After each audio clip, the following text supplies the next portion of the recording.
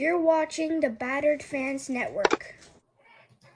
Welcome, everybody, to episode number 6 of the Battered MLS Fans Podcast. I am your host, Daniel Granada, and alongside me will be 4 other MLS podcasters from across the league.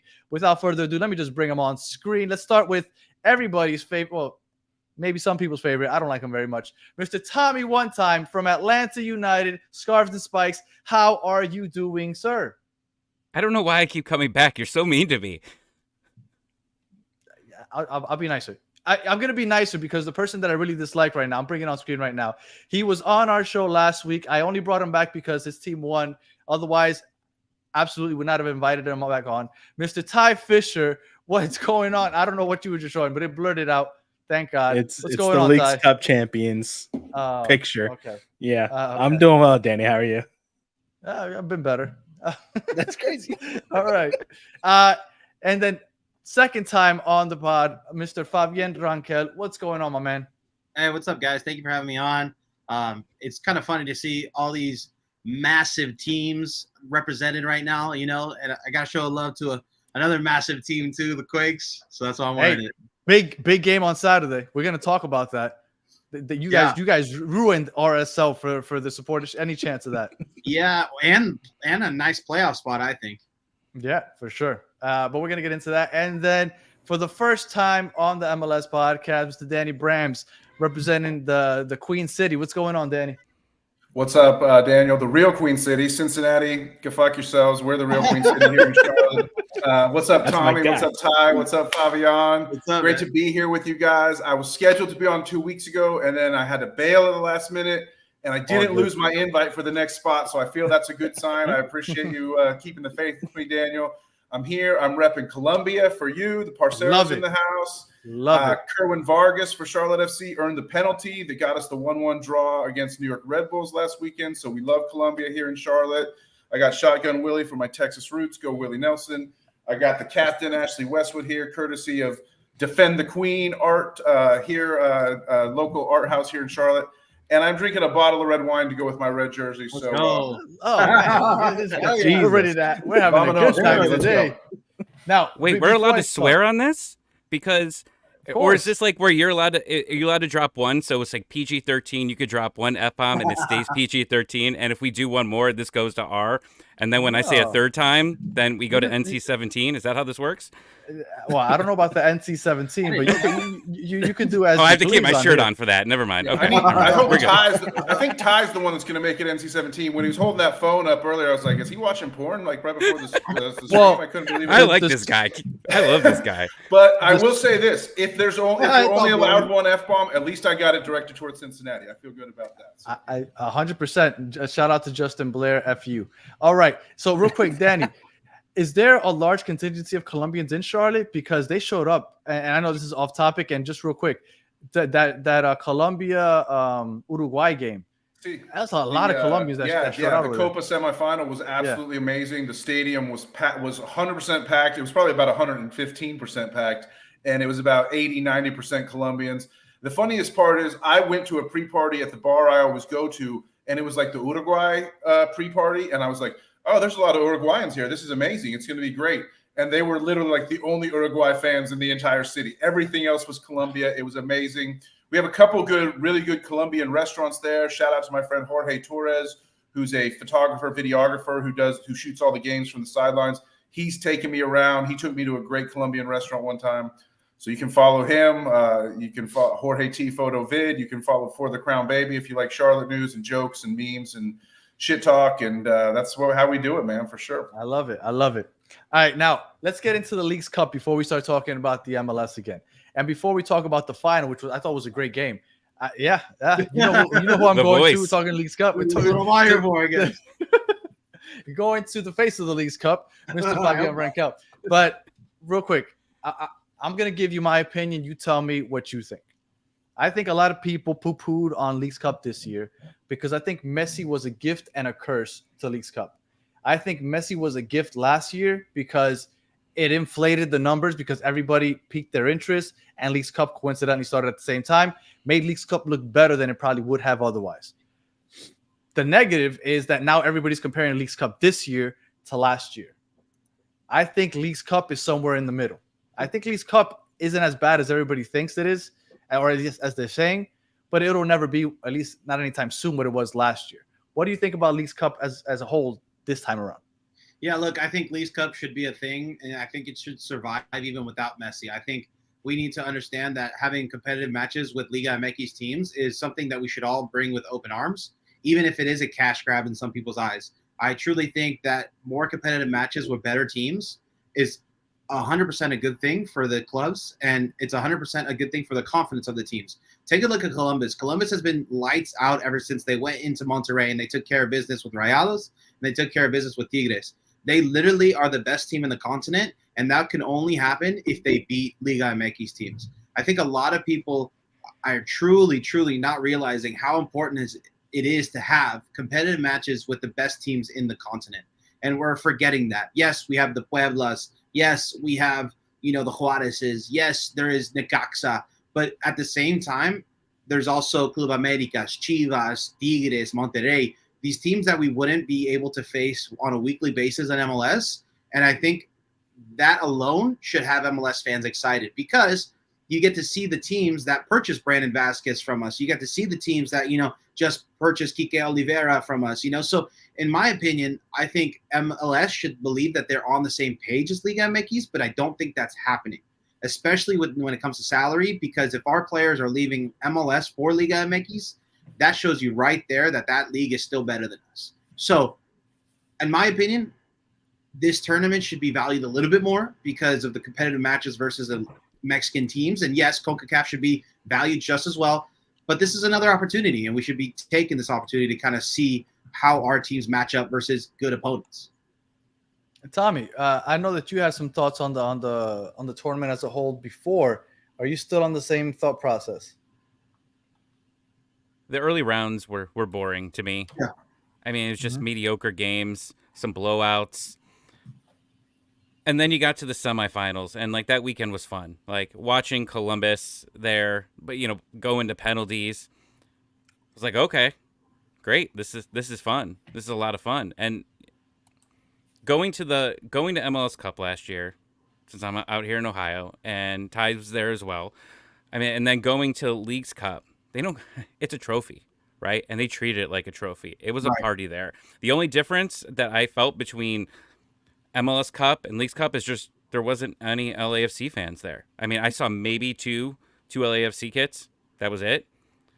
But I mean, that was the only difference that I could really tell in between that. The fans treated that as what it is. And, I mean, we talk about Open Cup, and you look at the fans, and when they get to the finals, they treat it. I had to go up and look to see what the attendance was when Atlanta was in the final. 39,000 people showed up.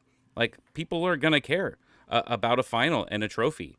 So if it's an opportunity for a team to get their fans excited, I'm all for it. Don't get rid of US Cup though. I mean, Open Cup, because that's what you want, Danny. And no. I don't want to get rid. I'm sorry, real quick, Fabian. I don't want to get rid of it. I said if you have to pick from both, I'd rather keep Leagues Cup, but I think they should keep both. Let me talk a little bit about the LAFC fans being there. So when I was looking for a flight, and given I'm a journalist, I'm a reporter, I can go to these matches for free, right? So it's basically if I'm not sponsored, I have to pay for the flight myself and find my hotel, things like that. When I was looking from SF to Columbus, the flights were like $800 a week out. So to kind of say, shoot, I can go to Japan or Columbus, what am I spending my $800 on, right? So I just think that maybe Columbus it's a very nice city, don't get me wrong, but it's not the biggest city. So a lot of times those flights get a little expensive, right? So I think 3 days notice that LAFC is in a final, it's a little tough to buy a flight personally to a city that's not as big, that doesn't have as many incoming flights, and it's just getting way too expensive, especially if you're LAFC fans where you might be in MLS Cup and you might be in the US Open Cup final. So I think that's a little bit of why you didn't see many LAFC fans there. But it was nice to see all the Columbus local news stations treating it just as much as they did as MLS Cup. They did all these news reports on it. Maybe no parade, but still it's something that you can see Cucho, Hernandez and Nagby basically enjoying their time of their life because it's another trophy for those legendary MLS players. I'm glad you brought up that because last year when Inter Miami made it against Nashville. Nashville's the bigger city, but again, the short notice to get that flight, I paid like $500 for that round trip. And Miami and Nashville aren't necessarily extremely far from each other, but I had to drop $500 just to get there. Right. And I didn't get a hotel. Like I did the whole bumming it out at the airport and then flew back first thing the next morning. Awesome. That's cool. I hung out at the stadium as long as possible, caught an Uber, went to Broadway, and then caught an Uber to the airport, and then just hung out there until my flight the next morning. That's the cheapest way to do it, because $500 for the flight and then the tickets, it's extremely expensive. So and then I went with my brother and my cousin. So, no, if I would have gone with my wife, would have gone with my wife, it would have been different probably. Yeah, exactly. But that's a great point, because that short notice does make it difficult for that. Danny. Yeah. Oh, I was gonna ask Danny, Leagues Cup. What did you think about this year's edition? Well, I mean, it's obvious, Tommy, spoken like a true Atlanta fan, can't appreciate good soccer, had no appreciation for the great competition that was in this Leagues Cup. Not surprising there at all. Maybe he's just sad that Georgios Giacomakis is down in Liga MX now and can no longer sit on the bench injured down in Atlanta. I'm not sure. But Cruz Azul did come here to Charlotte. We got to see them play. It was amazing. Went to penalties. I like the fact that there's no extra time. If it ends in a tie after 90 minutes, they go straight to kicks. I love that. And it's, penalty kicks is no real good way to end a match necessarily, but in this format, it worked. I do think the whole Leagues Cup versus Open Cup thing is kind of a big deal in terms of, the Open Cup has its history, but the Leagues Cup is what's new. And there's only good things to be gained by like more years of Leagues Cup continuing growing and merging and combining of the Liga MX and the MLS fandom. I'm an MLS hardcore. I have been for years. I talk shit on Atlanta, but I actually became like a true MLS fan by following. Before Charlotte FC was launched and I lived in Charlotte, I was an ATL United fan. I love Almiron and Joseph and all those guys. I would drive down to Atlanta and see matches. But then obviously my heart went to Charlotte FC. So now I'm like, there's no hate like former love, as they say. So but the future is blending these leagues together. Liga MX is the most popular league in the United States. It's much more watched than even the English Premier League. And we got to it's going to take some time for Leagues Cup to have the history of the Open Cup. And I'm not going to go on some anti-Open Cup diatribe, but the Open Cup, for all the super like cultish, like hardcore support that you see online, you don't necessarily see that in the stadiums when Open Cup matches are played. I'm just going to say it. I know the semifinal, they've gotten the rain delay. There was a Sporting KC is hosting Indy 11 right now in the Open Cup semifinal, even as we record this. And there was a rain delay that delayed kickoff, so I'm not sure exactly where they're at with that. Because I'd rather be here talking to you guys about Leagues Cup. That's just me. Not everybody has to be me. But I think it's a great competition. Columbus, worthy champions. Columbus is just an amazing club. And there will be a good club to talk about as we get back to the regular season talk as well, because they've been so good. I went to Tommy, you said you're in Ohio. I went to Columbus for the MLS Cup final last year against LAFC. I guess none of those LAFC fans stuck around. They didn't want to wait from November to August to attend that match, but they were more well represented at the MLS Cup final, I think. I do agree with everything you guys are saying about short notice and how hard it would have been for them to get there. But props to Columbus. They're setting the standard. They're winning trophies. And the only team that Columbus can't beat right now is Charlotte FC. So, who would have thought? Little for the crown are the ones that like to stick it to the Crew. And if the Crew had to be saved so that Charlotte FC could punk them and be the thorn in their side and the only team they can't beat all year, then I'm all for it, baby. Well, you guys won the first match off of some BS because of that. Derek Jones sleeper agent. Derek Jones sleeper agent. We sent him that to replacement you guys, ref was absolute shit. Yeah, that replacement ref was shit. Real quick, I love that Charlotte's Danny's throwing random shots at everybody. But is the Charlotte versus Atlanta thing an actual? I wasn't aware that this was a thing. They're trying. It's a thing, yeah. I always say that every rich, well-to-do person that lives in Atlanta, is cheating on their spouse with a side piece in Charlotte, and so that's just kind of the way it goes. Yeah. Charlotte is sort of in some ways. Danny, you will be invited to this show much more often. It's really not that way. we've had some pretty exciting matches, and it tends to be a lot of times the road team tends to do really well in this match. We've done really well at Mercedes-Benz. They've come and kicked our ass here at Bank of America. So I'm really looking forward to this weekend's matchup. I don't know, Tom, if you're going to make it, but we do some really exciting games, and I'm really fired up about this weekend for sure. I'm excited to talk about that in a little bit. But before we get into that, I want go to ahead, say one Fabian. thing. Yeah. Like what I noticed with a lot of people that were saying, "Oh, U.S. Open Cup over Leagues Cup," and don't watch Leagues Cup, boycott, were a lot of those people, in my opinion, were people that don't even like MLS in the first place. I think those are a lot of the MLS reform people or the pro rel people that don't even watch this. So, I get to say you don't like fuck Ben those Fast? people. Well, so I thought they kind of latched onto the movement, and then they kind of took it to kind of be like, oh, this is a good opportunity for us to say, Don Garber this, Don Garber that, MLS this, MLS that. Yeah, U.S. Open Cup's better, but they don't even watch MLS in the first place. So it's like they just wanted to be relevant in a tournament that they're still in, basically, right? Yep. They just want Twitter followers. That's all they want. And it works. Depressing. Yeah, it does. All right. Are we going to let Ty talk, or could we just keep going without him? That just, believe me, I would like to go on without him, but I feel like it's necessary. All right, guys. Let's come back. All right. So, real quick. Danny, what are you doing later tonight? Danny Barnes. Depends how much of this wine I drink during the stream, I suppose. All right. Ty, Crazy, Tommy. Columbus won the Leagues Cup. Before you, I want to get into the game, but before we talk about the game, what did you think about the tournament as a whole, and then what did you think about the game? I kind of agree with what Tommy said. The first, like the group stage matches were pretty irrelevant in my opinion. Yeah. But once we got to like the knockout stages, Columbus was pretty. That's also true. I think once we got to the knockout stages, it got pretty exciting.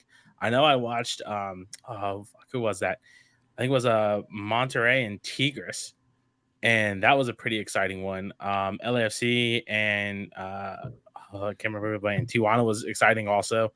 But I think the Austin beat somebody. I forgot what team it was that they beat. Oh man, down. Pumas. Was it Leon? Yeah. Pumas. It was Pumas. Yeah. That was a great game Pumas. also. Yeah. Yeah, that was I think really good games. Yeah, once we got to the knockout stages of everything, it got to be a little bit more exciting, especially when it was MLS versus Liga MX. Yeah. But for Columbus, I mean, it was exciting throughout the entire time. We absolute did a masterclass comeback against Miami, beat NYCFC, beat Philly, and LAFC. They were exciting, but I think I would have been more excited if we faced a Liga MX team in one of those matches. But it got exciting. I loved watching the games. And then as for our game, I mean, it was about as expected as I thought. That was a great game. I think first half went pretty much as expected, with Columbus playing possession as always. Lucky we got the goal before half. Second half just came out flat-footed. Obviously, LAFC were taking it to us. But your boy Cucho, Daniel, as you like, the only thing about Columbus you like. I love Cucho. By the way, batterfans.com, we actually have a Columbus Cucho shirt. It's like the only Columbus shirt we have on the site. So there you go. Oh, nice. Decides to put the game on his back and score absolute worldie. Not even a worldie. It was just a cross between a shot and a cross at the same time, and then sets up Jason Rosero for the dagger. And I don't think that place ever sat down after the 90th minute, just because the excitement, the excitement of possibly going to penalties against LAFC, who at going in we've outscored 7-2 going into that match. I was excited to see penalties. I know that it sucks to end the game like that, but once it got to almost the 90th minute, I was like, all right, F it, let's see it, because that's a lot of drama. And once it got to the 90th minute, I was like, let's see it, and I was excited for it. You know, it is what it is. You guys won. Is Cucho the best player in the MLS right now? Yes, by far. I think it's the question is Cucho the best player, the best forward in MLS history? I don't know. Atlanta fans might have something to say about that, but Cucho is inevitable. I think so. I mean, Danny, Joseph's prime. Yeah, I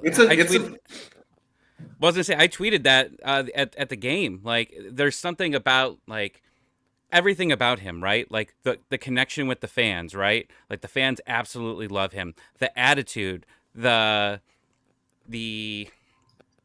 just his entire character, right? It breathes in that stadium. They know they have chants for this man, and celebrations. The fans go crazy. His header, right? I mean, they both had great headers. The finish, everything about those two are great. It's just depressing that, unfortunately, an ACL injury basically took that away from us to be able to see a Cucho versus Joseph Martinez at full power. I mean, at full power. Because Joseph's still around. It's just he's not the same. Right. Telling lies up in Montreal. I think I'm looking at the comments, and a lot of people saying no, Zlatan Vela. I think more so during this time period of MLS, I think he has to be considered as the best forward in MLS history. 100%. Because you look at how MLS was when Carlos Vela, Zlatan Ibrahimovic, and even Joseph Martinez, even though he's still in the league, how MLS was then to how it is compared to now, it's changed drastically. The quality is higher. Look, with quality. Ty, let me add on to what you're saying. Yeah. A lot of people were telling me about Landon Donovan, Robbie Keane. Yes, great players in their time. Great players for MLS. Mm-hmm. Chris Wondolowski, a great player for his time too. But we're talking about who's the reigning Ballon d'Or winner. Like, who is that guy? Can anybody answer that question? It's Messi. Messi. Where does Messi play? Miami. So why isn't he winning all the trophies that Cucho is? Because he's injured. But that's what I'm saying. So if you're beating out literally the Ballon d'Or to win all these trophies and you're the best player in the league, you have to be thought about as one of the best players to ever play in MLS. And in fairness, Messi did win a trophy last year, the same trophy Cucho just won. But it is funny to think that Messi didn't even enter this conversation until after Carlos Vela. But yeah. Now, Fabi, I have a question for you now. Do you think that if Messi would have played for Miami in Leagues Cup against Columbus and Columbus still won, do you think that the talk would still be Messi is still the greatest player in MLS history? I actually don't even think he's the best player in MLS history. I think you have to be healthy. I think he's not healthy. He hasn't played enough to get that to have rhetoric. And I don't agreeing with that. And that's coming rationally defending Messi here. Yeah, that's coming from Inter Miami Messi fan. As you can see, I have him in my room right here. Like, it's the same. He hasn't played enough. Zlatan played very well. I mean, he played good enough, but they didn't win anything, and he only played a couple of seasons, so he can't be the best MLS player of all time. Given Cucho hasn't played much, but he's won trophies. He's won almost anything. He's won MVPs. MLS Cup MVP. He's won Leagues Cup MVP. He's won both of those trophies. I mean, but Messi's gonna have both of those at the end of the season also. So at that point, what is he though? Is he though? If Suarez has a hat trick in the final, does he win MVP? Right. So they still give it to Messi because he'll have the assist. Who knows? Matias Rojas. So maybe Don Garber will call that one in and say it goes. There you go. There you go. Maybe this is a Steph Curry argument where Kevin Durant and Steph Curry are on the same team, so it's hard to say which one's the best of all time if they have each other, right? That might be the same thing with Messi and the superstar squad that they have out there. While Cucho, yes, he has good players around him, but he takes over a game. Let me give you guys a stat right here. Cucho Hernandez in 16 of his 17 matches in tournaments, in major tournaments, including MLS Cup, Leagues Cup, and Champions Cup, has scored 16 goals in 17 matches. He's an animal. That dude's lethal when it comes to these tournaments. It's hard to play in MLS when there's so many tournaments. Shoot, it's hard to talk to someone about soccer in the United States when there's 4 tournaments going on in the season, right? A regular American sports fan doesn't understand why there's 4 tournaments going on for one team. It doesn't make sense. So, well, the NBA fans are starting to learn that now. Yeah, exactly. Right?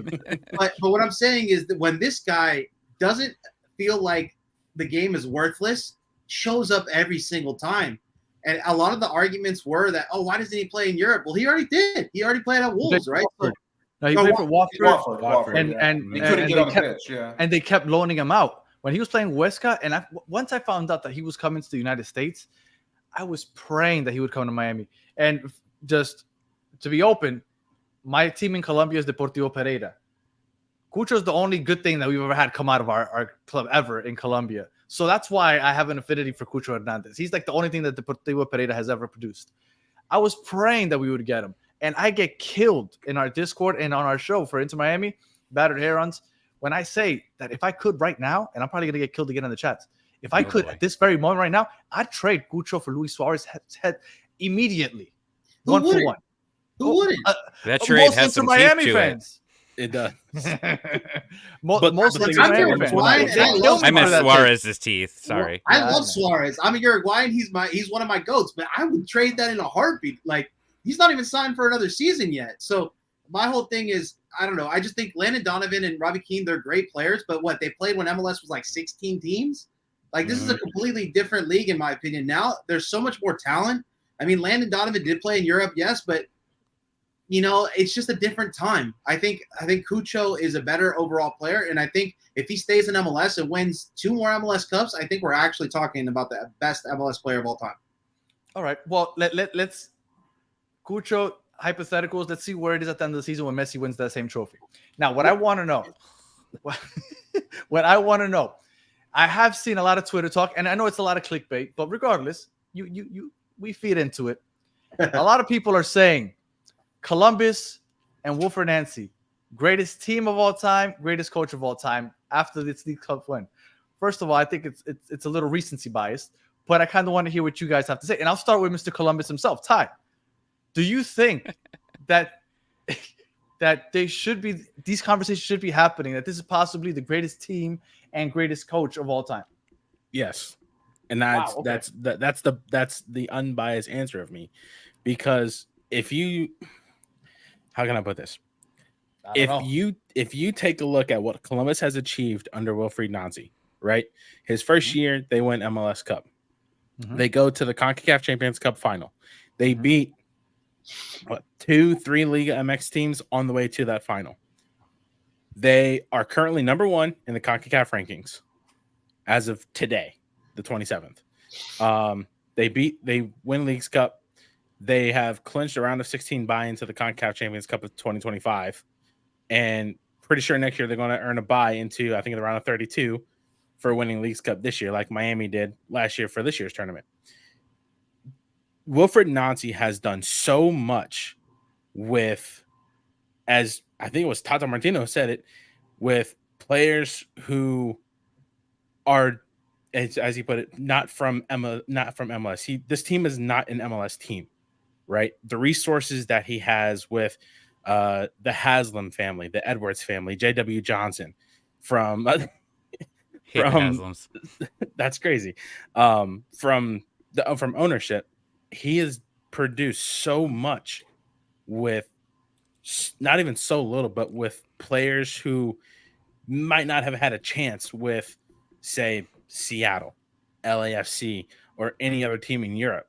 Right, Aiden Morris has gone to Middlesbrough. He's with Columbus from the academy up until this year. We have Patrick Schulte, who was wanted by European clubs and the best goalkeeper. Sorry, Daniel, I had to say that. As you said, he was shit last week. I think he is. No, Kalina's better than Schulte easily. That's wild. I can't let that stand. Sorry. Keep going. I won't interrupt you anymore. Cucho Schulte didn't even start the final. Yeah, right. Well, it's because Hagen started the Leagues Cup. Nancy I'm just saying Schulte shit. That's all I'm saying. Okay, go ahead. I'm sorry, Ty. Go ahead. Schulte's wanted by European clubs. Nancy has just transformed this whole club into, as my co-host said it, into a dynasty. I don't think that's a dynasty yet.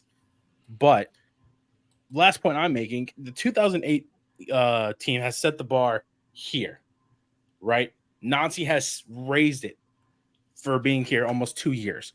And he continues to raise it by developing players from academies, Crew 2, and other players coming in to perform their best. And that's why we're getting the results that we are. I'm not saying that they can't become it. I think it's too early to say it because they've won 2 trophies. They won an MLS Cup and a Leagues Cup. Like, literally, Miami has a chance. If they win it this season, they would have the same trophies in the same amount of time. They'd have the Leagues Cup and the MLS Cup. And I don't think many people would be saying that about Miami. I mean, and you have Galaxy, which was it 2010, 2011, 2012. They won back-to-backs those 2 years. You had and I know it's back in the day when there was like 2 teams in the league. Yeah. All right, but still, There was like 2 teams in the league back when DC United won it, but they won it 3 out of 4 years. And will you say that they're the best team? No, nobody says that. No, You also have in MLS terms, that's a dynasty. Right. Like nobody the talks about 2017-18 Atlanta United with Joseph and Miggy operating on full cylinders. Like I have to give it up. I love what Columbus is doing. I'm trying to agree with you, Dan. I don't mean to step on you, but like I just think Ty's being a little bit of a prisoner of the moment here. Like Columbus is they're the best team in the league this year. They're super fun to watch.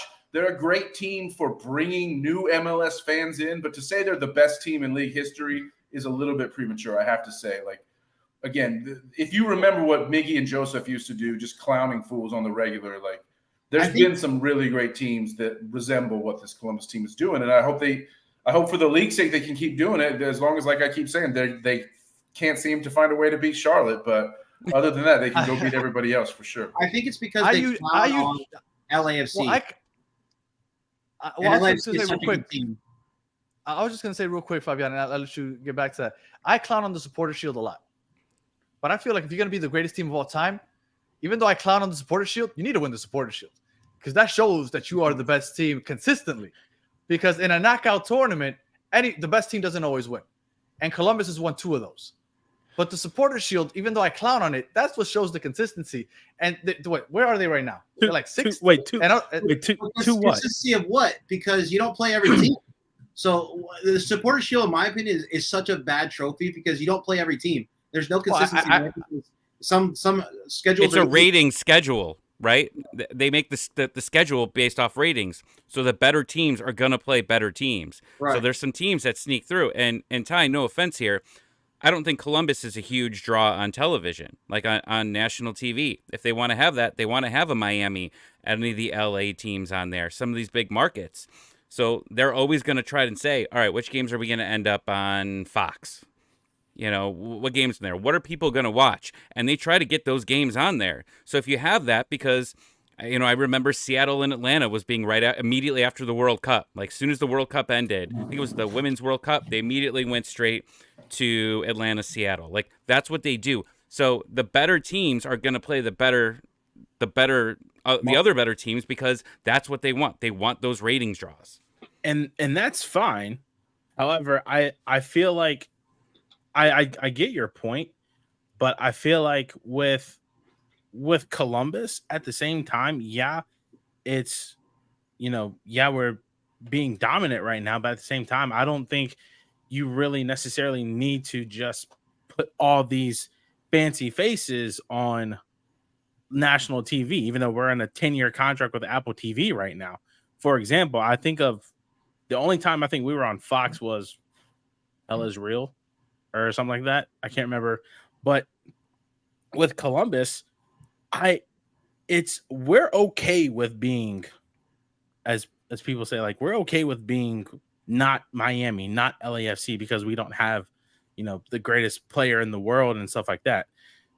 Columbus is its own little pocket of greatness that everybody's witnessing. We don't need to have all these players, but at the same time, let me say one thing. Yeah, I think no. So if you ask any Mexican soccer fan right now, I don't think they've ever been scared of a team like they're scared of Columbus. And I think Columbus is one team that actually has every Liga MX fan base worried about playing.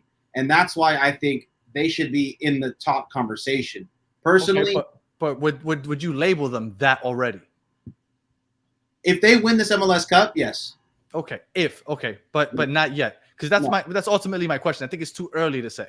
Like Seattle, didn't they win the MLS Cup and Champions Cup? Exactly. So Seattle's the one where that should be the best MLS team of all time because they won CONCACAF Champions Cup. But if you get 3 different strains of E. coli in the team before the night, that's so fishy that it's like, damn, like if that didn't happen, we might be looking at the best team of all time right here in MLS. So it just sucks. It's such a such a bad situation. No, it's all good. You could drop them.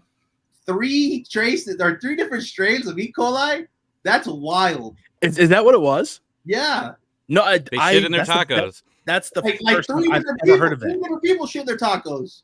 That's the first I've heard. Nobody knew or nobody had any info on what it was. It was just sick. Nobody That's the first I've heard of that, honestly. Well, I thought I read something saying that, but yeah, I thought it was multiple strains of E. coli. That's Well, fucking wild. we'll end it with this. Ty, if Columbus crashes out in the quarterfinals of the MLS playoffs, would you still think that they're the greatest team of all time? Yes, honestly. Okay. No, that's fine. Yeah, but it's. I mean, what other team right now has been more consistent than Columbus? Cincinnati. Fuck Cincy. I don't think so. Miami. Cincinnati. Leader of the pretender. Columbus. You're saying this, guys. I just want to point something out. Y'all saying this, and I know trophies make greatness. Columbus is currently third in the Eastern Conference, and I know they've got some games in hand, but like a lot of games in hand. You know, they got what? They got nobody cares. We'll have 3 games in hand. We'll have 2 after tomorrow. The regular season in MLS. Half of the teams make it to the playoffs. Come on, guys. Let's be honest. Yeah, but burnout's a real thing with the schedule that Columbus have, and they have Campeones Cup, right? So against America. That's also a Nancy to be able to spread it out. What if they win Campeones? That's I can agree. Why are we talking about that's Campeones a Cup? Oh God, I feel dirty. Well, okay, where was it? Right? Would it be more than a supporter shield? Or is it level with the supporter shield? What? Oh no, it's one game. It's the champion of a champion, right? It's like the England. Get out of here. They have the Super Copa in Spain. Yeah, I'm sorry. I forgot about it. Is it like a +1? Is it a plus 0.5? Like what would you guys rank it as in terms of a trophy? Medium well. I don't know. How you like your birds? Or like, is it like an MVP? Like what? I don't know. How do you rate this trophy? Right? I don't know. I'd rate it higher than the Open Cup, that's for sure. But that's okay. All right. So going into damn it. Going into last week, MLS was back. Now, I'll just put it out there. The biggest surprise to me was the San Jose Salt Lake result. I think Salt Lake was in the running for the Supporter Shield. Maybe they were a long shot, but I think they were in the conversation. I think after this loss, that kind of knocks them out. And I think that was the biggest surprise. Maybe New England, Montreal, that 5-0, that was pretty surprising. And then I thought, to me, outside of the Miami-Cincinnati game, the Charlotte Red Bulls game was going to be the game of the week. Ended up in a 1-1 draw. So I kind of want to get your thoughts on that and on this and maybe everybody else can give me an opinion because I saw that you put this up, you guys at Charlotte Soccer Talk. So maybe you guys can give me an opinion on this right here. Let me rewind that right quick.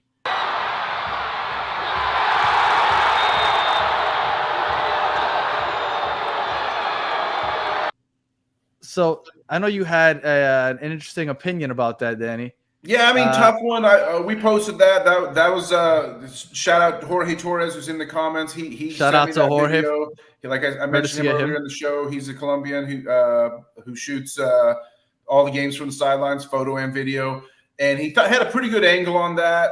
And it looked from that angle, it looked more like a penalty than it did from the game angle. I do think it was probably fair to call no penalty. That was also, I should say, in stoppage time. That was like with a minute left in stoppage time. That's why it was so urgent. Like there's a lot more urgency on it because it could have been the last action of the game. Could have been the difference between 3 points and 1 point. I thought the yellow was a little bit harsh. They gave him a yellow for simulation. That's Junior Urso, former Orlando man.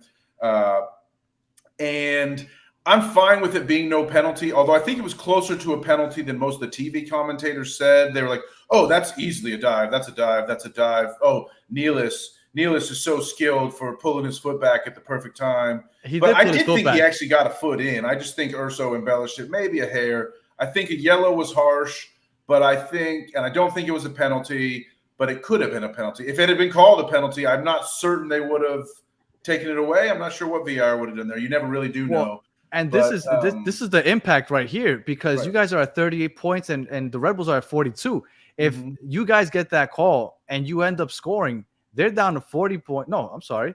They're down to 41 points, and you guys would be up to they would be down to 41, and we'd be up to 40. Yeah, we'd be right so you'd be in fifth place with NYC and 1 point behind them. So that was a huge call. And like.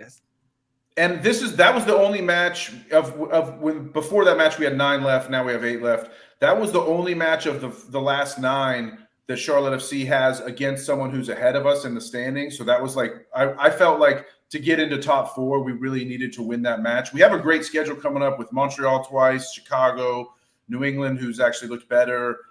We play some total bums. We play fucking Atlanta on Saturday. I knew it. I knew he was gonna say it. I was like, oh, he's actually trying to be friends here. And then he waited for the end. The run out is going damn it. real nice.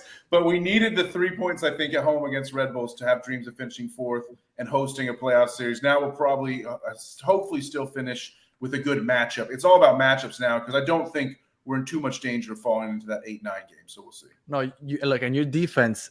Look, with a defense like yours in a knockout tournament, I think you have as good a chance as anybody to make a deep run. Fabian, I know that you watched obviously the San Jose game because that's your local team. Any other game that stood out to you or that you made a difference over the past week? I actually didn't watch the San Jose game. I was on a podcast during the time. But I watched the LA Galaxy game, and when Marco Royce came onto the field, I felt like that team was completely different. Tommy, you have an opinion about it? I got nothing. I thought the Galaxy looked terrible until all the subs came in. It looked like they've never played together at that point. And there's like there's points when you watch some teams and you're like, do these guys even practice? Like that's what the Galaxy looked like to me. Atlanta actually scored 2 goals, but they were both offside. So I'll just shut up now. Well, my whole thing was, maybe Charlotte should have asked for 800 GAM for that discovery rights because this guy looks like easily one of the best players in MLS already. And I'll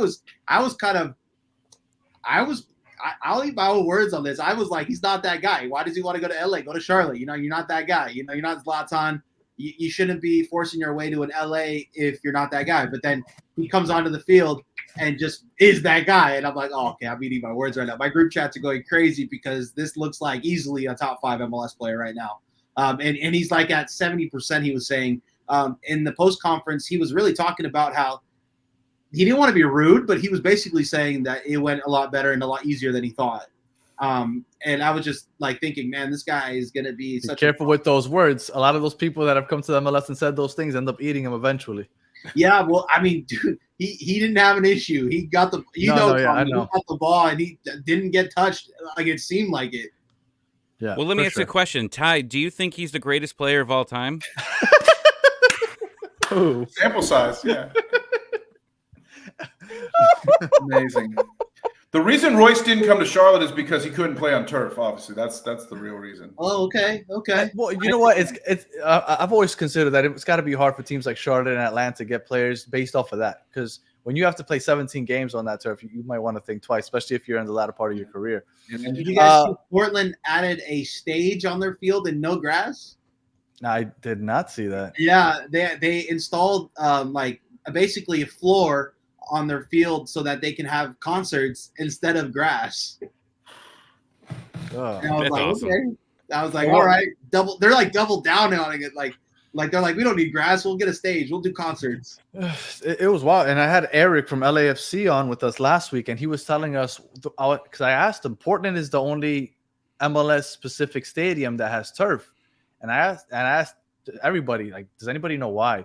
And he said that he had done research because of a river that crosses under the stadium that makes it hard for the grass to grow. He explained it, and I was like, what the? So there is a reason.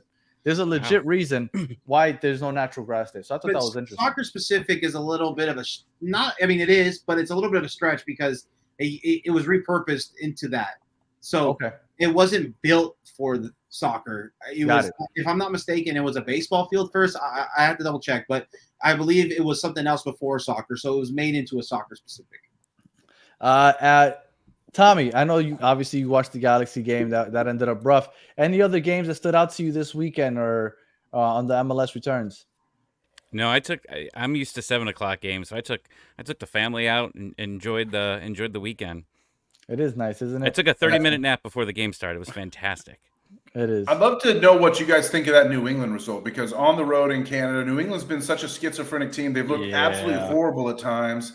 And here they go putting up 5 goals on the road and maybe making Atlanta sweat a little bit for that last playoff spot. They got a couple games in hand. Do you guys think New England can get it together for the stretch run? Man, you guys casually watch New England. Power to you. well, you see that 5-0 result. Even if you don't watch it, it's still. Yeah. I didn't watch. I just I see the result. And I'm kind of blown away. New England is only 1 point behind Montreal and Philadelphia, and 2 points behind Atlanta, and they have 2 games on Atlanta and Montreal. So New England has a chance to make it in there, and I mean, at that point, let me pull it up real quick. At that point, you're looking at, because the 8-9 teams play each other to get that last spot in the playoffs. So you're possibly looking at New England, Atlanta, Toronto. Look, all 5 of those teams are going to be fighting for 2 spots.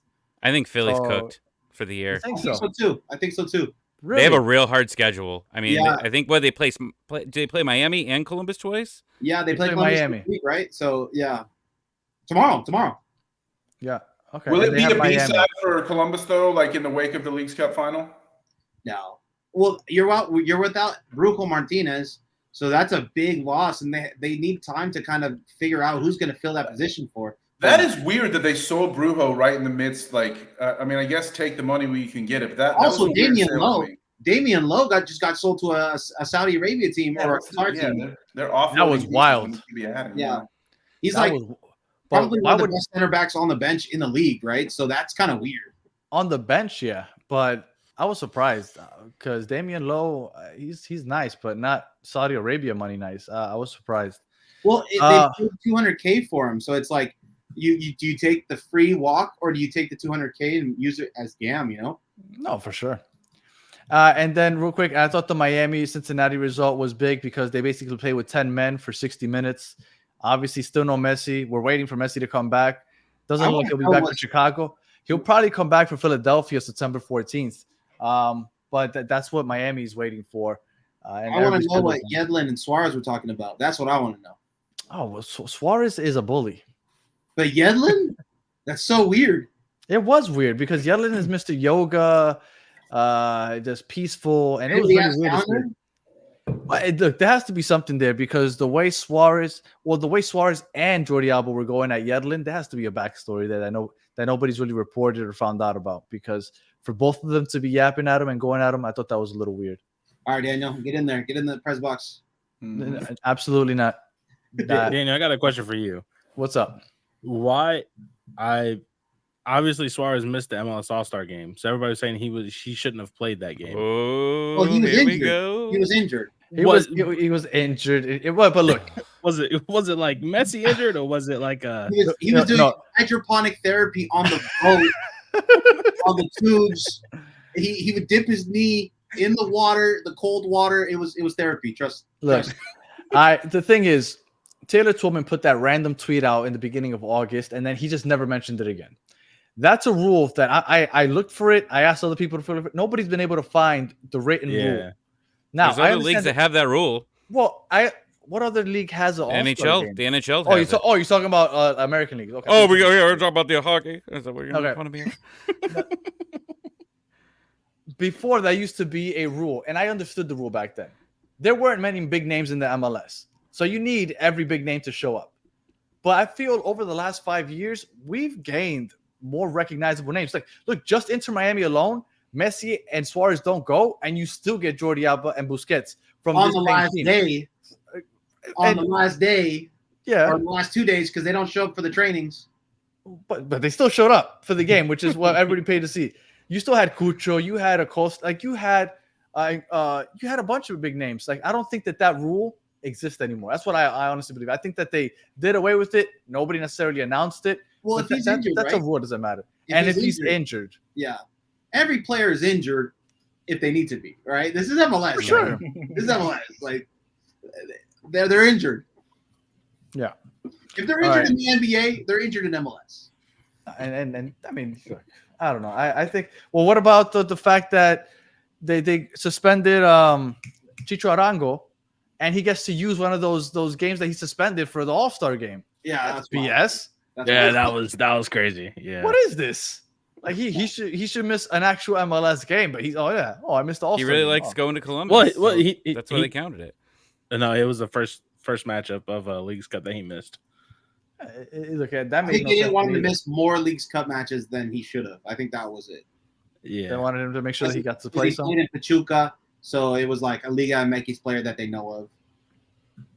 All right.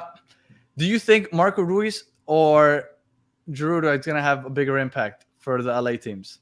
I think Royce Royce. already has a Royce. bigger impact, to be honest. Personally. Already. Yeah, already. The way he But- unlocked Ricky Puig in that game, it was kind of wild. Ty, what do you think is going to have a bigger impact? Man, I'd have to go Royce, honestly. Debut, a goal and an assist. I think that was Giroud's first goal for LAFC. Yeah. Against us. I think Royce, honestly. I might get killed for this, but I've always thought that Giroud is a little overrated. Danny, what do you Fair. think? Arsenal fan here, so I got to go with Handsome Ollie. He's my guy. I hate the fact that he left the Gunners and went to Chelsea, but I love Giroud. And I still actually think that Royce will probably have the bigger impact just because I think LA Galaxy is a really tough team. LAFC, I'm not sure. LAFC might have peaked at this point. I don't want to pronounce them dead too early, but I don't know really what LAFC brings that like makes me fear as opposed to when I look at Ricky Puig, Gabriel Peck, and now add Royce to the mix. I think LA Galaxy is building like a super team out there out west, and they're probably a much more dangerous team. And nobody's talking about it, which is the LAFC craziest part. Yeah, so we'll see. Peck is insane, by the way. This is all you East Coast Peck's like newcomer of the year. Yeah. Well, over here on the East Coast, a lot of people talk here on the East Coast, at least. A lot of people talk about LAFC, but nobody's really talking about the Galaxy. Everybody was talking about the possibility of Griezmann, and because everybody was talking about the possibility of Griezmann and Giroud, nobody really brought up the Marco Reus going to the Galaxy, and it kind of just went under the radar. And over here on the East Coast, although for people that watch the MLS, they might have seen what happened, it wasn't big news over here either. Yeah, I love Giroud and I love Denny Bouanga. I mean, Bouanga's a great player, but he's not someone who's like gets better because Giroud's in the team necessarily. Bouanga's going to do what he's going to do the whole time. Like, it doesn't really change his game, in my personal opinion. Whereas Royce gives another option, as someone just said, for Puig to unlock, for Puig to be unlocked. And again, I absolutely love Peck on their wings. So we'll see. And Tommy, what do you think? Giroud looks hungry. Oh, and Zoe. He looks hungry. Like the game before, I forget who they were playing. It was an absolute domination. Colorado. Colorado, Yeah, that's right. the Rapids. Yeah, Colorado. Like he was getting frustrated. He wanted that ball. He looks hungry. He wants to prove a point here. And obviously scoring that goal, the tying goal there, big for him. I'm going to be different and say I think he's going to make the bigger impact. Now they got a lot more name stars over there, I think, overall. But still, I mean, he could get lost in it. But I think he's going to have an impact here. Danny, the way Suarez and Messi play, how they look like they're on a different page. Royce and Puig actually looked like that on the first game. So the way how they did those 1-2s, the way Jordi Alba kind of knows where Messi's already going to be, it looked real weird that Royce and Puig already kind of knew each other that way. So I just think it's going to be more of a seamless kind of transition. Yeah, for Royce than it is for Giroud. And I'm with you. I think the Galaxy are a scary team. When Inter Miami played them the second game of the season, that game was wild, the way they were running up and down the field. I mean, Inter Miami's defense has improved with some new players that they've gotten throughout the season. But to me, that's a scary team. I'm more scared probably of the Galaxy than I am of LAFC.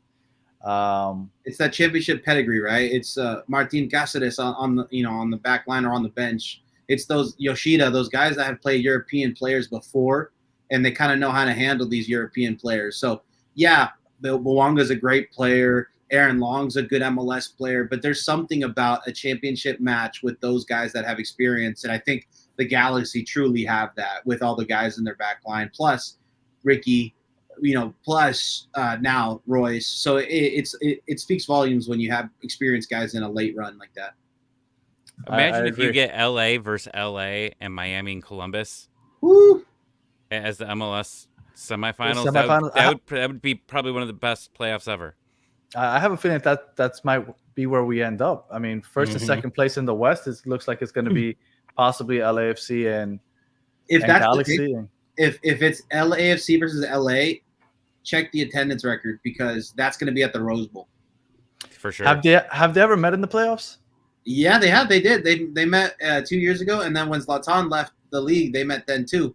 So they always talk about they made Douglas Costa pack it up, and then they made Zlatan pack it up too. So there's definitely El Tráficos in the playoffs, and they're always crazy games. And then just a random tidbit here to add, because I know I have some Inter Miami people in the chat. There's a chance that Inter Miami plays against Orlando in the first round, which I mean, 5-0. I mean, yeah. The battle of only Florida cares at all. Yeah. That's why I just randomly threw it out there for my peeps in the chat from Miami. Inter Miami versus the team that plays at Inter home. Inter and Co. Yeah, like what? Such a wild stadium name for your. They're like, oh, maybe someone looks up, this name and they put Co at the end.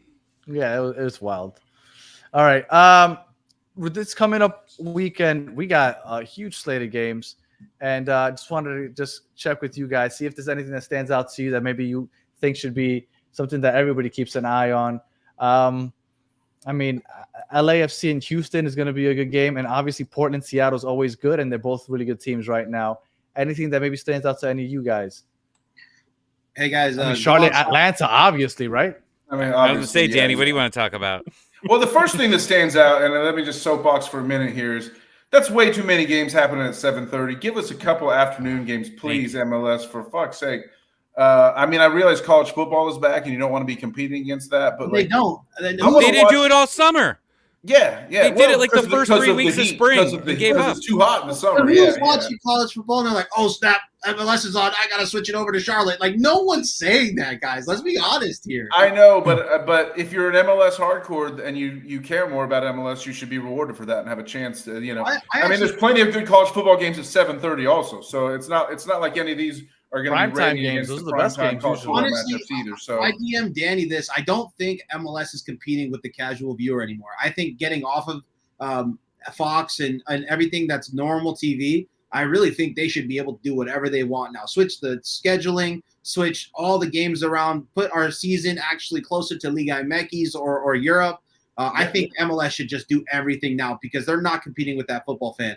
And who's gonna watch Auburn and say, you know what, I gotta put on this Columbus game. I love. I mean, if they've seen Peyton Thorne play for Auburn, then they definitely would switch over to Columbus for sure. But I'm a big college football fan as well. But as far as the games that stand out, Charlotte, Atlanta, it is a rivalry. I hope Atlanta feels the same. Like people have said, actually Nashville is more of our rival. And the truth is, geographically, yes. My real rival, the team I hate the most, is New York Red Bulls, who we played last week because they knocked us out of our first ever Open Cup in 2022.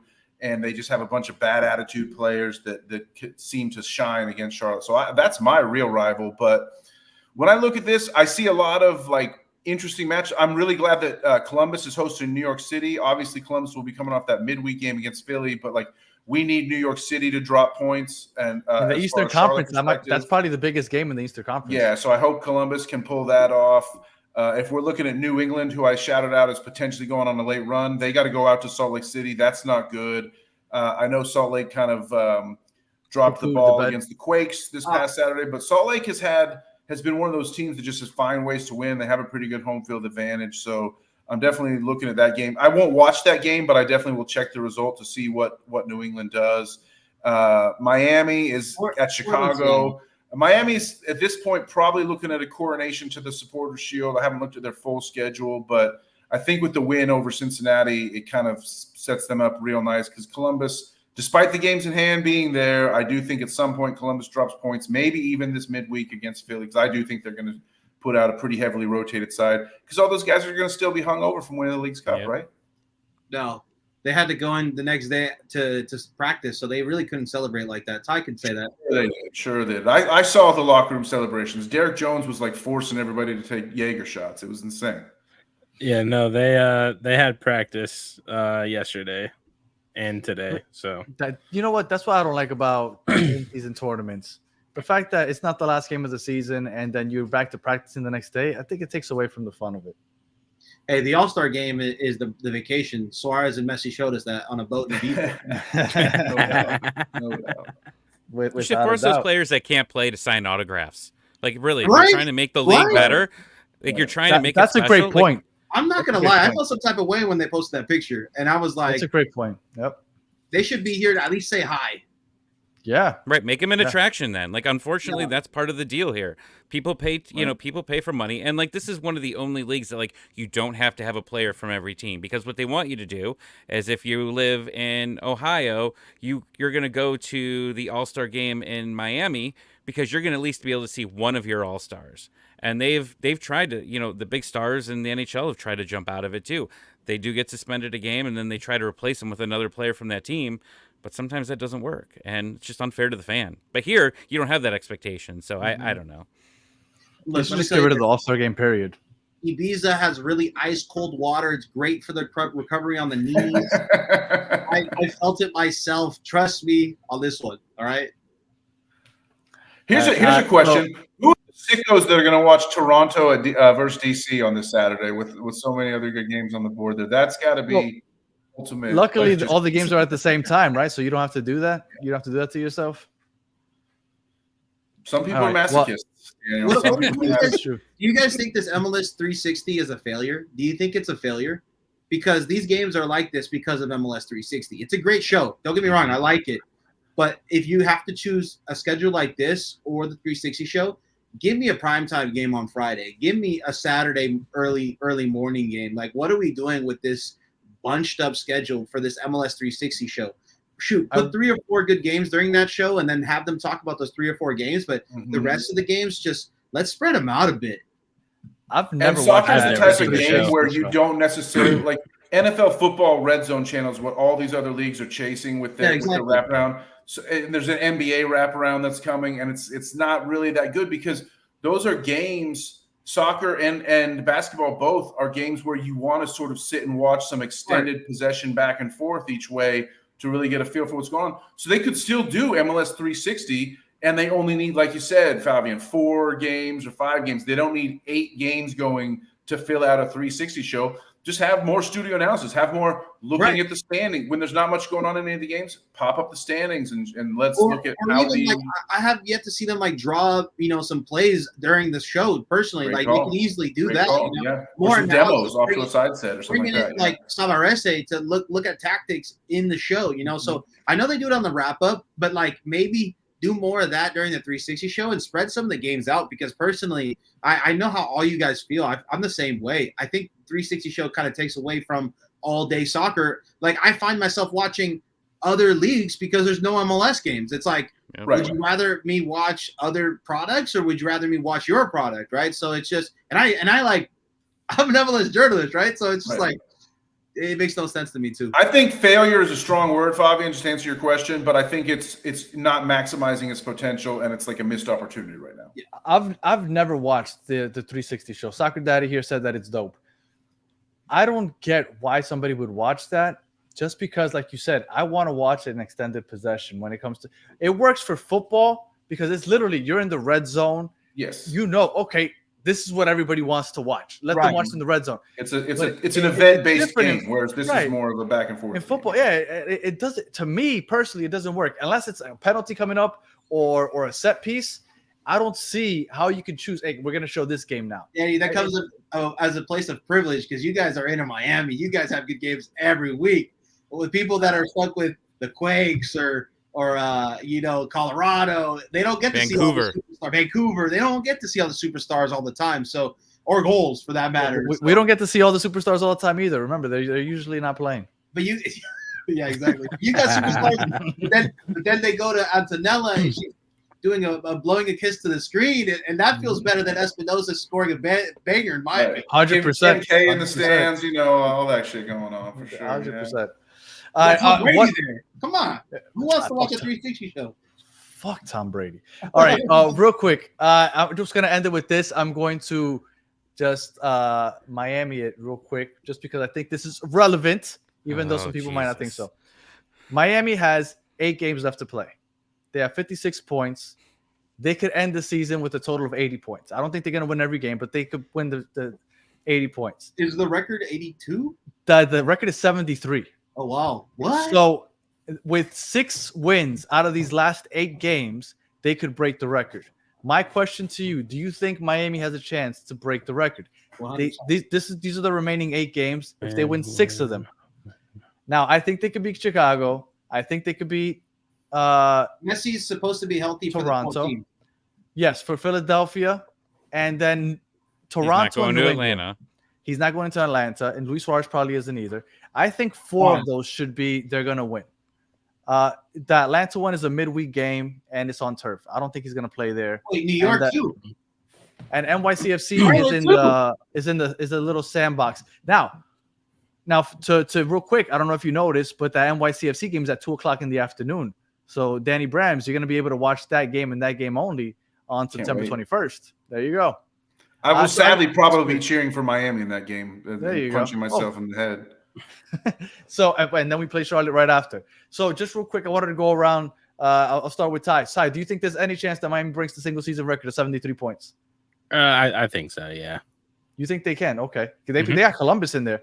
But if they win 6 of those 8, they could break the record. You think there's a chance? Tommy, what do you think? No. Okay. I just think that they've got to be careful here. They got to be careful with their health as well, right? Yeah. I mean, setting the record's nothing. Like if you get supporters, cool. But just like with Columbus, I'm worried about them getting wiped out here. The average age of Miami is 30 years older than Columbus, so you gotta be careful here. Fabian, do you think there's any chance? Yeah, they're going for the record. I think Messi comes back to play, like you said, after New York, man. I don't think he's gonna play in New York like the full game. I think he plays as a sub for Philly, and then skips Atlanta, plays as a sub again in New York because New York's a big city, and then he plays at home against Charlotte. Yeah, fully starts playing against Charlotte, and at that point, Columbus you can lose and you can still win it. I agree. I mean, the Atlanta game scares me just because it's a midweek game. I don't know how much rotation there's going to be there, and again, you can't beat Atlanta. And then for some reason, Atlanta's they somehow beat us. I don't know how. And Danny respect, you know. Yeah, Danny Brams. Finally, do you think there's any chance Miami breaks that single season record? I think if I had, I would love to be a hater and say no, they don't. If I had not just seen them win 2-0 against Cincinnati with 10 men for 60 minutes, as much as we love to call them just Messi and they're old dudes, are always injured all the time. Exceptionally deep team, great coach, love Tata Martino, and I think it's not even a question of if they break the record. I think that's a lock. The only real question is if they do break the record, when they do break the record. Are they the greatest team of all time? Yes. What do you think, Ty? It's a beautiful bow that you just put on there, Danny Brams. What team was it? Is it LAFC, right? I think it's New England. I think New England from a couple years ago. I'm not 100% certain, but I believe it's New England that got 73 points. What did Cincinnati get last year? I'd have to go back and check. No. My tablet died, so my research is done. They got enough. Yeah, they got enough. All right. I think that's about it. Let me just go around, make sure that you guys can plug your stuff in case anybody wants to watch you guys. I mean, nobody wants to watch Columbus, but just in case. Ty. Why? Ty, is your house burning down, dude? No. Why? You're in the middle of like a fire. He has a blur. It's a blur background. Looks a little hazy in there. You got your Carrie Lake. It's like those poison levels in video games where that's the background, so you know it's poison. Yeah.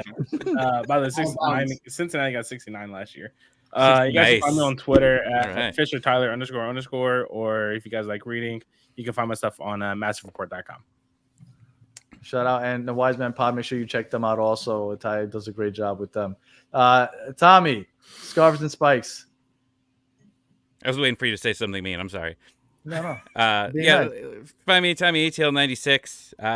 Scarves and Spikes. Do a podcast every Wednesday. We have MLS announcers come on, talk about the game, and then if Danny, we do a post game spaces on there. So after the game, if you want to come on and talk about it, you're more than welcome. Shoot me an invite. Just so everybody's aware, last year when Atlanta first beat, even though Messi didn't play, it was the Messi era. and we invited Tommy on the show, and he jumped on drunk from Mercedes-Benz. So that was a great memory, and you can imagine how obnoxious he was after that. And I didn't know I was on the show until Tuesday when I went back to I watch all the shows. I go back to watch it, and I'm like, "Fuck, am I doing on here?" Didn't remember even being on the thing. So there you go, Fabian. Let everybody know where they can find you. Yeah, I'm about to go back into my cave because Leafs Cup's over. So Leafs Cup, the headquarters at MLS, they have a little Leafs Cup cubicle. That was me for a bit because I get paid by them so much. I got my own little apartment. I'm going to have to move out of pretty soon. But yeah, you can find me at Leafs Cup. No, seriously, no. Thank you for having me on. It's always a pleasure. Make sure you check out all the shows that are on this show because they're all very good. Yeah. Yeah. Does the first round of Leagues Cup start in December? Yeah, well, shoot, I hope it does because I need my New York apartment again. The qualifiers. Yeah. Right. And Danny Brams, let everybody know where they can find you. You can find me in Charlotte, North Carolina. Most times online, you want to look for at Danny Brams. Although I try not to tweet, I spend more time deleting old tweets than posting new ones on my personal account. But at For the Crown Baby is a great follow. It's our sign off every episode. I tell y'all that it's For the Crown Baby.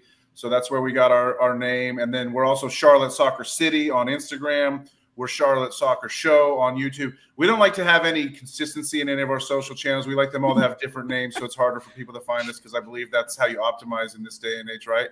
But we like to talk a lot of trash. We're kind of the outcasts in some ways of the Charlotte local media scene. We got a lot of haters and we got a lot of lovers, and we spend more time hanging out with the lovers, and the haters can go hate themselves as far as I'm concerned. But yeah, thank you very, very much. Charlotte Soccer City on Threads as well. We even post shit. We cross post to Threads all the time. It's a growing network, and we love y'all. Please, and if you ever come to a match in Charlotte, Hopfly Brewing, good friend of the show, very good friend of the show. It's 3 blocks from the stadium. Come visit. Your boy Battered Herons Chris came down to the Charlotte Miami match earlier this year, and I actually had a family thing that prevented me from linking up with him, but hopefully we will next year, and all are welcome for sure.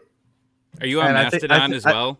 I think not on Mastodon, not on Blue Sky. Couldn't figure out which server to join, unfortunately, on those ones. But it's For the Crown, baby. I mean, what can I say? You know, we're drinking wine, we're having a good time, and if you ever want me to come talk shit on any of y'all's shows, please feel free to invite because that's what I will do.